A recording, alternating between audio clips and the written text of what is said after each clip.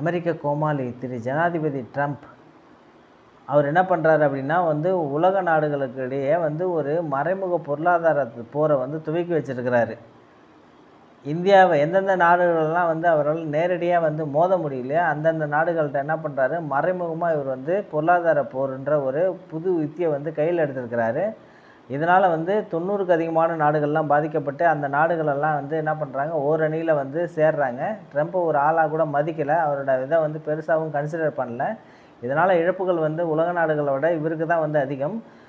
இப்போ இந்த மாரி நாடுகளுக்கு இவரோட இந்த பொருளாதார வாருக்கு நமது வெளியுறவுத்துறை அமைச்சர் என்ன பண்ணியிருக்காங்க, தரமான பதிலடியை கொடுத்துருக்குறாங்க. உலகத்தில் நேட்டோன்ற ஒரு அமைப்பு இருக்குது. அந்த நேட்டோன்ற அமைப்பு அமெரிக்க தலைமையில் செயல்படுது. அந்த நேட்டோன்றதில் அங்கமாக இருக்கக்கூடிய நாடுகள் பார்த்திங்கன்னா 90% ஆஃப் யூரோப்பியன் கண்ட்ரிஸ் இருக்கும். அதோட நோக்கமே என்னென்னா, ரஷ்யாவை மறைமுகமாக எதிர்க்கிறது. இவங்க அமெரிக்கா ஒரு வல்லரசு, அதுக்கு ஈக்குவலான வல்லரசுனா ரஷ்யா.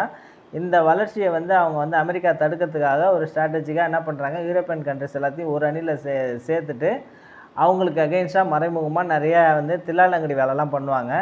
அமெரிக்கா எந்தெந்த நாடு மாரி தான் பொருளாதார தடை விதிக்குதோ அவங்க ஆமான் சாமி போட வேண்டியது தான் அந்த நாடுகளோட வேலைகள்லாம். அதேமாரி ரஷ்யாவுக்கும் உக்ரைனுக்கும் போர் நடந்தப்போ என்ன பண்ணுறாங்க, அமெரிக்கா அதை பண்ணக்கூடாது அப்படின்றாங்க. அவங்க நேட்டோவில் சேர்ந்தாங்கன்ற ஒரு காரணத்துக்காக தான் இந்த போர் வருது. வரக்குள்ளே என்ன பண்ணுறாங்க, அமெரிக்கா அதில் தலையிட்டவொடனே என்ன பண்ணுறாங்க, ரஷ்யா போர் இருக்கக்கூடாது, உக்ரைனை கைப்பற்றிடுமோ அப்படின்னு பயத்தில் அது மேலே பொருளாதார தடை விதிக்கிறாங்க. பொருளாதார தடை விதித்தோடனே யூரோப்பியன் கண்ட்ரிஸும் என்ன பண்ணுறாங்க, அதுமாரி பொருளாதார தடை அவங்களோட எடுபடி தானே யூரோப்பியன் கண்ட்ரிஸ் நேட்டோவில் இருக்காங்க. ஸோ இப்போ இந்த பொருளாதார தடை விதித்தவொடனே என்ன ஆகுது அப்படின்னா அவங்களோட அந்த ஃபினான்ஷியலாக பண வரத்துன்றது குறைஞ்சிடுது. அவங்களோட நிதி நிலைமை ரொம்ப மோசமாகிட்டு அவங்க போரை தொடர முடியாத போயிடும். அப்போ உக்ரைன் ஜெயிச்சிடும். ஏன்னா உக்ரைன் பின்னாடி அணிவகுத்து நிற்கிறது உக்ரைன் ஒரு கண்ட்ரியில் கிட்டத்தட்ட 30-40 கண்ட்ரி அவங்க பின்னாடி நின்று ஆயுதங்கள்லாம் கொடுத்து ரஷ்யாவுக்கு எதிராக போரிடுறாங்க. அப்போ ரஷ்யாவோட பொருளாதாரம் நலிவடைஞ்சோடனே என்ன பண்ணிடலாம், ரஷ்யா துண்டு துண்டாக உடச்சி ஒன்றும் இல்லாத ஆக்கிட்டு அமெரிக்கா ஒன்றியும் இருக்கும், அதாவது ஏகாதிபத்தியம் பண்ணலாம், தனியாக சர்வாதிகாரம் பண்ணலாம் அப்படின்னு ஒரு கற்பனையோட அமெரிக்கா பின்புலமாக இருந்திருக்குது. ஆனால் இந்த தடைகளெல்லாம் மீறி இவங்க கூட யாரும் ட்ரேட் வச்சுக்கக்கூடாது, அவங்கள்ட்ட ஆயில் மிக முக்கியமான சோர்ஸ், அந்த ஆயிலை குரூட் ஆயிலை யாரும் வாங்கக்கூடாது அப்படின்னு சொன்னாங்க. அந்த இதெல்லாம் பேச்சை கேட்காத என்ன பண்ணுறாங்க, இந்தியா அவங்கள்ட்ட ஆயில் வாங்குறாங்க. அதுக்கு மிக முக்கியமான காரணம் என்னென்னா, ஆயிலை அவங்க கம்மியாக விற்கிறாங்க. இந்த ஆயிலை விற்கிறப்ப என்ன ஆகுது, நம்மளும் வாங்குகிறோம், அதே டைமில் சைனாவும் வாங்குகிறாங்க. இதனால் என்ன ஆகுது, அவங்களோட பொருளாதாரம் அவங்க அதில் பாதாளத்தில் போயிடும்னு கற்பனை பண்ணிகிட்டு இருந்தது. இந்த நம்ம ஆயில் அவங்கள்ட்ட வாங்க ஆரம்பிச்சுன்னா என்ன ஆகுது அப்படின்னா அவங்க பொருளாதார அந்த மந்த நிலை வராத அவங்களுக்கு தேவையான பணம் கிடச்சிக்கிட்டே இருக்குது. இதை தான் அமெரிக்காக்காரன் என்ன சொல்கிறான் அப்படின்னா, நீங்கள் அவங்களுக்கு நிதி உதவி பண்ணுறீங்க, நிதி உதவி பண்ணுறதுனால தான் அவங்களால அந்த போரை கண்டினியூ பண்ண முடியுது, இன்னும் ஸ்ட்ராங்காக போரிடுறாங்க, இதுக்கெல்லாம் காரணம் இந்தியாவும் சைனாவும் தான் அப்படின்னு சொல்லிட்டு அவர் என்ன பண்ணுறாரு, பொருளாதார தடை விதிக்கிறாரு. பொருளாதார தடை விதிக்கலை, வரியை அதிகப்படுத்துகிறாரு. குறிப்பாக அவரோட கண்களை உறுத்திட்டு இருக்கிறது இந்தியா தான். ஏன்னா சைனா ஈக்குவலாக நினச்சிட்டு இருந்தாங்க, எல்லா நாடும் மிகப்பெரிய வல்லரசு அப்படி இப்படின்லாம் நினச்சிட்டு இருந்தாங்க, ரொம்ப சூப்பர் பவர் ஆகிட்டு இருக்குது, பொருளாதாரத்தில் பலமான நாடு, இராணுவ பலம் மிக்க நாடு அப்படின்னு நினச்சிட்டு இருந்தாங்க. அந்த பிம்பத்தெல்லாம் இந்தியா உடைச்சிடுச்சு. அவங்களோட ஆயுத பலம், இராணுவ பலம்லாம் சும்மா டம்மி, மற்றவங்கள்ட்டேருந்து அந்த ஆயுதங்கள்லாம் வாங்கி காப்பி பேஸ்ட் பண்ணி இவங்க அதையே தான் டூப்ளிகேட் பண்ணி பெயிண்ட் அடித்து வச்சுருக்குறாங்க அப்படின்ட்டு உலக நாடுகளுக்கு முன்னாடி வெளிச்சம் போட்டு காட்டிட்டாங்க, அவங்களோட பலம்லாம் ஒன்றும் கிடையாது அப்படின்ட்டு. அதனால் என்ன பண்ணிட்டாங்க, இந்தியா மேலே தான் இப்போ எல்லாருக்கும் ஒரு கண்ணாகவும் இருக்குது. இந்தியாவை கண்டு தான் அமெரிக்காவும் பயப்படுறாங்க. இப்படி இருக்கிற சிச்சுவேஷனில் அமெரிக்கா என்ன பண்ணுறா, முன்னாடி பாகிஸ்தான் சைனாவை காட்டி இந்தியாவை மிரட்டிருந்தான். இப்போ சைனாவும் ஒன்றும் கிடையாது, பாகிஸ்தானும் ஒன்றும் இல்லை, நம்மளுக்கு லெஃப்ட் ஹேண்டில் டீல் பண்ணுற மாதிரி தான் அந்த கண்ட்ரிஸ் இருக்குது, நம்மளோட வளர்ச்சி அப்படி இருக்குது. இதுக்காக என்ன பண்ணுறாங்க, அவங்க இந்தியாவை எப்படியாவது இது பண்ணணும், அதேமாரி ரஷ்யாவையும் ஒன்றும் இல்லாத ஆக்கணும் அப்படின்றதுனால இப்படி வாங்கினீங்கன்னா என்ன வாங்கினீங்கன்னா இதில் நாங்கள் வரி ஏற்றுவோம் அப்படின்னு சொல்கிறாங்க. அதே தான் நம்ம ஜெய்சங்கர் ஜி அவங்க என்ன சொன்னாங்க அப்படின்னா, இப்போ கன்சியூம் பண்ணக்கூடிய, அதாவது நீங்கள் பொருளாதார தடை ரஷ்யா மீது விதிச்சிருக்கிறீங்க, ரஷ்யா மீது பொருளாதார தடை விதிச்சுட்டு அமெரிக்கா என்ன பண்ணுறான், யுரேனியத்தை இது பண்ணுறான், செறிவூட்டப்பட்ட யுரேனியத்தை இம்போர்ட் பண்ணுறாங்க, உரங்களை இம்போர்ட் பண்ணுறாங்க, இன்னும் நிறைய பொருட்களை ரஷ்யாவிலேருந்து இம்போர்ட் பண்ணிகிட்ருக்கிறீங்க. அதேமாரி ஆயில் கன்சியூம் பண்ணக்கூடியது பார்த்திங்கன்னா மொத்த அவங்களோட எக்ஸ்போர்ட்டில் பார்த்திங்கன்னா 10% தான் இந்தியா வருது, மிச்சம் 90% எங்கே போகுது? யூரோப்பியன் கண்ட்ரிஸ் தான் போகுது. அப்போ உங்களுக்கு உங்கள் நாடு முக்கியம், உங்கள் நாட்டோட நலன் முக்கியம், எல்லாமே முக்கியம். நீங்கள் வந்து என்ன தான் பொருளாதாரத்தை அறிவித்தாலும் உங்களுக்கும் அவங்களுக்கான ரஷ்யாவுக்கான ட்ரேடு வந்து நடந்துகிட்டே தான் இருக்குது. அப்போ நீங்களாம் பண்ணக்குள்ள நாங்கள் ஏன் பண்ணக்கூடாது? நாங்கள் என்னமோ மறைமுகமாக நிதி உதவி பண்ணுறோம் அப்படின்னு சொல்கிறிய. நாங்கள் வந்து இப்போ ஆயிலை வந்து நீ கம்மியாக கொடு, அவங்க கொடுக்கறதோட 10% கம்மியாக கொடுத்தோன்னா அவங்கள்ட்ட வாங்கிட்டு போகிறோம். அதை விட்டுட்டு எங்களை வாங்கக்கூடாதுன்னு சொல்கிறதுக்கு நீ யார்? அப்படின்ற மாதிரி அவரோட வந்து அந்த எச்சரிக்கையோ இல்லை எது சொன்னாலும் வந்து சட்டை பண்ணுறதுக்கு இந்தியா தயாராகவும் இல்லை. அந்த கண்டிஷன்லேயும் இல்லை. நம்ம வந்து நம்மளோட நிலையெல்லாம் வந்து வேறு ஸ்டேஜுக்கு போயிட்டோம் நம்ம. ஸோ இப்போ நேரடியாக நம்ம வாங்கக்கூடிய எண்ணெய் என்ன பண்ணுறோம் அப்படின்னா வந்து நம்ம நாட்டு மக்கள் தான் கன்சியூம் பண்ணுறாங்க. வாங்குற எல்லாமே வந்து நம்ம நாட்டுக்கு தான் கன்சியூம் பண்ணுறாங்க. சிலது சுத்தகரித்து என்ன பண்ணுறாங்க? எக்ஸ்போர்ட் பண்ணுறாங்க. That is different. ஓகேவா? வாங்குறது 60% வந்து நாம் தான் கன்சியூம் பண்ணுறோம். அந்த கன்சியூம் பண்ணுறது பொதுமக்கள் தான். யாரும் தீவிரவாதிக்கு போல் அதில் வர்ற பணத்தை எடுத்து தீவிரவாதம் பண்ணல. நம்மளோட நாட்டோட வளர்ச்சிக்கு தான் பயன்படுத்துகிறோம்.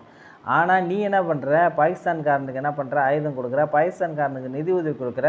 அந்த நிதி உதவி எதுக்கு கொடுக்குற அப்படின்னா இந்தியாவுக்கு அகெயின்ஸ்டாக அவன் வேலை செய்யணுன்ற ஒரு நோக்கத்தோடு கொடுக்குற. அப்போ நீ பண்ணுறது தான் நிதி உதவி, நீ பண்ணுறது தான் வந்து திருட்டுத்தனம் ஐயக்கியத்தனமே தவிர இந்தியா பண்ணுறது தன்னோட நாட்டுக்கும் தன்னோட நாட்டு மக்களுக்காக பண்ணுறாங்க. இது ஒவ்வொரு நாடும் வந்து என்ன பண்ணுவாங்க? செய்கிற ஒரு செயல் தான். நாங்கள் வந்து எங்கள் நாடு நல்லா இருக்கணுன்றதுக்காக நாங்கள் என்ன மாதிரி ஒரு முடிவு எடுக்கிறதால எங்கள் நாட்டு நலனை கருதி தான் வந்து நாங்கள் எந்த முடிவு எடுப்போம். உன்னோட நாடு நல்லா இருக்கணும், நீ நல்லா இருக்கணுன்றதுக்காக நாங்கள் எடுத்துகிட்டு நாங்கள் பிச்சை எடுக்க முடியாது. ஸோ இதை தான் வந்து இந்தியா பண்ணிகிட்ருக்கு. இதை தான் வந்து அவருக்கு பிடிக்காத என்ன பண்ணுறாரு? கத்துறாரு, கதறாரு, என்ன பண்ணுறாரு? உங்களுக்கு வந்தால் ரத்தம். இப்போ வந்து நாம் வாங்குறதுனால என்ன ஆகிட்டுருக்கு? அவங்களுக்கு நிறையா வந்து பணப்பழக்கம் வருது. அதோடு என்ன பண்ணுறாங்க? நம்மளோட கரன்சிலே வந்து ட்ரேட் நடக்குது. இப்போ பொதுவாக வந்து ஆயில் வந்து எப்படி பண்ணுவாங்க அப்படின்னா எதில் ட்ரேட் பண்ணுவாங்கன்னா யூஎஸ் டாலரில் ட்ரேட் பண்ணுவாங்க. இது வந்து யூஎஸ் டாலர்ன்றது எங்கேயோ இருக்கிற ஒரு தேசம். இங்கே வந்து ட்ரேட் பண்ணுறதுலாம் பக்கத்து தேசம். இந்த கண்ட்ரிஸ் வந்து எதுக்கு யூஎஸ் டாலரில் ட்ரான்சாக்ஷன் பண்ணணும்? யூஎஸ் டாலர் ட்ரான்சாக்ஷன் பண்ணுறப்ப என்ன வரும்னா கமிஷன் வரும். அந்த கமிஷனை நீ வந்து எந்த ஒரு எஃபர்ட்டும் போடாத நீ வந்து என்ஜாய் பண்ணிவிட்டு கமிஷனை வந்து இது பண்ணி வாங்கி தின்னு கொழுத்து போய் நிற்கிற. நாங்கள் வந்து எங்களுக்குள்ளே எக்ஸ்சேஞ்ச் பண்ணிக்கிறோம். நாங்கள் ஏதோ ஒரு பொருளை கொடுத்து கூட எக்ஸ்சேஞ்ச் பண்ணிப்போம். இல்லை எங்கள் கரன்சிலே நாங்கள் ட்ரேட் பண்ணிக்கிறோம். அதே உங்கள் கரன்சியை நான் யூஸ் பண்ணி நீ இது பண்ணுறதுக்கு உனக்கு கமிஷன் கிடைக்குது, நாங்கள் ஏன் எஃபர்ட் போடணும் அப்படின்றது ஒன்று. இன்னொன்று, இந்த ட்ரேடிங் வந்து 2 பேருக்கும் நடக்கிறது பார்த்திங்கன்னா இந்தியாவுக்கும் ரஷ்யாவுக்கும் நடக்கும் ஓன் கரன்சி ரூபாயில் தான் நடக்குது. இதுவும் வந்து அவரால் தாங்க முடியல. இதனால் என்ன ஆகுதுன்னா யூஎஸ் டாலரோட மதிப்பு வந்து குறைஞ்சிட்ருக்கு. ஓப்பனாக இன்னும் இதாகலை. கொஞ்ச நாள் கழித்து பார்த்திங்கன்னா யூஎஸ் கரன்சியோட யூஎஸ் டாலரோட மதிப்பு பார்த்திங்கன்னா 20 ரூபாய்க்கு கீழே வரதுக்கான வாய்ப்புகள்லாம் நிறைய இருக்குது. அதை இப்போ உடனே செய்யறதுக்கான எந்த முயற்சியும் யாரும் பண்ண மாட்டாங்க. சில இதெல்லாம் வந்து பேஸ்லாம் வந்து ஃபவுண்டேஷன் இன்னும் நல்லா ஸ்ட்ராங் பண்ணிட்டு தான் என்ன பண்ணுவாங்க, அதுக்கான முயற்சியை வந்து இந்தியா எடுக்கும். ஏன்னா இந்தியா வந்து ஆயுத வல்லரசு ஆகிடுச்சி, ஆயுதம் எக்ஸ்போர்ட் பண்ணக்கூடிய வல்லரசு ஆகிடுச்சி, நிறையா வந்து அது மூலமாக வருமானங்கள்லாம் அதிகமாக ஆகிடுச்சி அப்படின்னா கண்டிப்பாக வந்து அடுத்து டாலரில் தான் கை வைப்பாங்க. இப்போ அமெரிக்கா வந்து இதேமாரியே பண்ணிகிட்டு இருந்தாங்கன்னா இந்த பிரிக் இருக்கக்கூடிய நாடுகள் எல்லாமே சேர்ந்து அவங்களோட ஓன் கரன்சி யூஸ் பண்ண ஆரம்பிச்சிருவாங்க. அவங்க ஆல்ரெடி அந்த ஸ்டேஜில் தான் இருக்குது, ஸ்டார்டிங் ஸ்டேஜில் தான் இருக்குது. சில நிர்பந்தத்தினால வந்து இது பண்ணிகிட்ருக்காங்க. இப்போ என்ன ஆகுது, இவர் இதுமாரி பண்ணக்கூட இந்தியா, ரஷ்யா, சைனா எல்லாமே வந்து ஒரு நெருக்கமாக வராங்க. நெருக்கமாக வந்துட்டு என்ன பண்ணுறாங்க, அவங்களுக்குள்ள புரிந்துணர்வு அதிகமாகிட்டு இருக்குது. அவங்களோட புது எதிரின்றது அமெரிக்காவாகிடுது. அப்போ கண்டிப்பாக வந்து இவங்களோட இது வந்து புது கரன்சி யூஸ் பண்ணக்குள்ள அமெரிக்கன் டாலர் அடி வாங்கி அமெரிக்க பொருளாதாரம் போயிட்டு தான் தலையில் தானே மண்ணெளி கொட்டிக்கிறாங்க இல்லையா, சொல்லுவோம் இல்லையா, அதை தான் அமெரிக்கா இப்போ செஞ்சிட்ருக்கு. அதை திறம்பட செய்கிறது யாருன்னா ட்ரம்ப்பு. ஒவ்வொரு நாடும் வந்து ஒரு குறிப்பிட்ட காலகட்டத்தில் தான் கோலச்சும். எந்த ஒரு அரசாங்கமாக இருக்கட்டும், ஒரு வரலாறே எடுத்துக்கிட்டோமா அப்படின்னு பார்த்தீங்கன்னா, ஒரு அரசன் வந்து ஒரு 30-40 வருஷம் இருப்பான், இல்லை 100 வருஷம் இருப்பான், 150 வருஷம் இருப்பான். அதிகபட்சமாக 200-250 வருஷம் இந்த மாதிரி தான் இருப்பாங்க. அதுக்கப்புறம் அந்த சாம்ராஜ்யம் சரிஞ்சு தான் ஆகும். அதேமாரி பார்த்திங்கன்னா 2ஆம் வேர்ல்டு வாருக்கு அப்புறம் பார்த்திங்கன்னா வந்து ரைஸான நாடுகள் தான் வந்து இந்த அமெரிக்காலாம். அந்த அமெரிக்கான்றது வந்து கிட்டத்தட்ட வந்து ஒரு 70-80 வருஷம் வந்து ஒரு வல்லரசாகவே இருந்துருச்சு. இப்போ அது வந்து அந்த வல்லரசு வீழ்ச்சிக்கான எல்லா அறிகுறிகளும் தெரியுது.